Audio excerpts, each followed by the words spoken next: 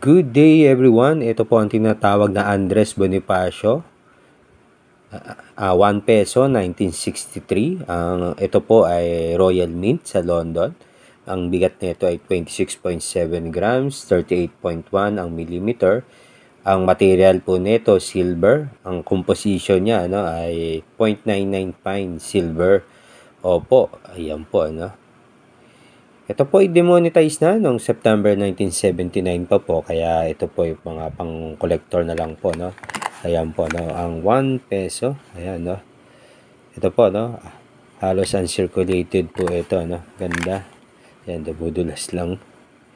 Ayan guys, sa mga may ganyan, ako po ay bumibili ng mga ganyan depende po sa kondisyon kung uncirculated po Mas gustuin ko pa na kung hindi siya uncirculated, okay lang, basta wag lang clean. Ayan guys.